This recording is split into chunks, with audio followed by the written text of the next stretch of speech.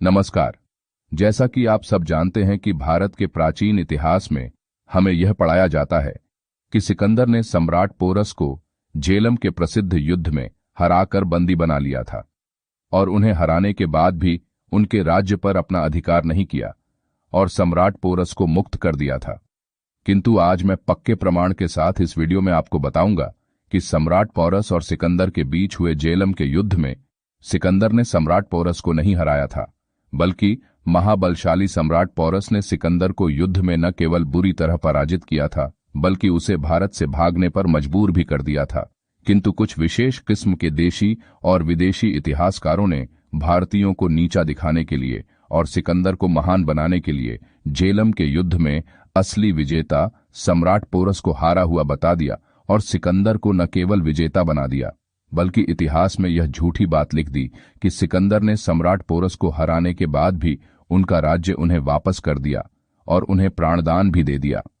तो बने रहिए हमारे साथ और इस वीडियो को अंत तक जरूर देखिए, क्योंकि इस वीडियो में हम आपको प्रमाण के साथ यह बताएंगे कि झेलम के युद्ध में सम्राट पोरस ने सिकंदर को न केवल बुरी तरह से परास्त किया था, बल्कि सिकंदर को भारत से भागने पर मजबूर भी कर दिया था। सबसे पहले हम आपको सिकंदर के बारे में बताते हैं।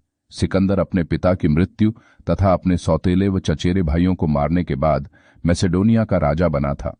उसने अपने सबसे करीबी दोस्त तथा अपने पिता के एक मित्र को भी मरवा दिया। सिकंदर इतना क्रूर था कि उसकी सेना जहां भी जाती थी वहां पूरे के पूरे शहर जला दिए जाते, महिलाओं का अपहरण कर उन पर अत्याचार किए जाते और छोटे बच्चों को भालों की नोक पर टांग कर शहर में घुमाया जाता था। अब भला आप ही सोचिए कि ऐसा क्रूर सिकंदर महान सम्राट पोरस के प्रति भला उदार कैसे हो सकता था। यदि सम्राट पोरस हार जाते तो क्या वे जिंदा बचते और क्या उनका राज्य यूनानियों का राज्य नहीं हो जाता। इतिहास में लिखा गया है कि सिकंदर ने सम्राट पोरस को हरा दिया था, किंतु यदि ऐसा होता तो सिकंदर मगध तक पहुंच जाता और इतिहास कुछ और होता। लेकिन कुछ विशेष इतिहासकारों ने सिकंदर की हार को पोरस की हार में बदल दिया। महान सम्राट पोरस का साम्राज्य बहुत विशाल था। वे सिंध पंजाब सहित एक बहुत ही बड़े क्षेत्र के सम्राट थे। उनका साम्राज्य झेलम और चिनाब नदियों के बीच स्थित था। इतिहासकार मानते हैं कि सम्राट पोरस को अपनी वीरता और हाथी सेना पर विश्वास था, इसीलिए उन्होंने सिकंदर को झेलम नदी पार करने से नहीं रोका। सिकंदर ने सम्राट पोरस के शत्रु आंभी को अपने साथ मिलाकर झेलम नदी पार की और युद्ध के लिए आगे चला, क्योंकि झेलम नदी को पार किए बिना सम्राट पोरस के राज्य में दाखिल होना संभव नहीं था। आंभी गांधार के राजा थे और पोरस को अपना दुश्मन समझते थे, इसलिए उन्होंने सिकंदर से संधि कर उसकी सहायता की थी, जिसके बाद भयंकर युद्ध की शुरुआत हुई। प्रसिद्ध इतिहासकार कर्टियस के अनुसार इस युद्ध के शुरू होते ही सम्राट पोरस ने महाविनाश का आदेश दे दिया। सम्राट पोरस, जिनका कद 7 फुट से भी ऊपर था, अपनी शक्तिशाली गज सेना के साथ सिकंदर की सेना पर टूट पड़े। उसके बाद सम्राट पोरस के सैनिकों और हाथियों ने ऐसा विनाश मचाना शुरू किया जिसने सिकंदर के सर पर चढ़े विश्व विजेता के भूत को उतार कर रख दिया।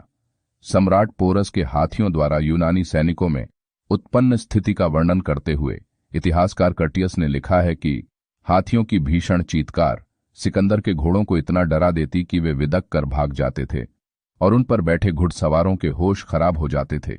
उसने लिखा है कि सिकंदर और उसकी सेना ने कभी हाथियों से सजी इतनी बड़ी सेना का सामना नहीं किया था। इस युद्ध में हाथियों ने सिकंदर की सेना को अपने पांवों से कुचलना शुरू कर दिया। वे सैनिकों को अपनी सूंड से पकड़कर अपने महावत को सौंप देते, जो उनका सर धड़ से अलग कर देते थे। सम्राट पोरस की गज सेना ने यूनानियों का जिस भयंकर रूप से संहार किया था, उससे सिकंदर और उसके सैनिक बुरी तरह डर गए। एक अन्य इतिहासकार डियोड्रस के अनुसार सम्राट पोरस के हाथी अत्यंत बलवान थे और उन्होंने सम्राट पोरस की विजय में बहुत महत्वपूर्ण भूमिका निभाई थी।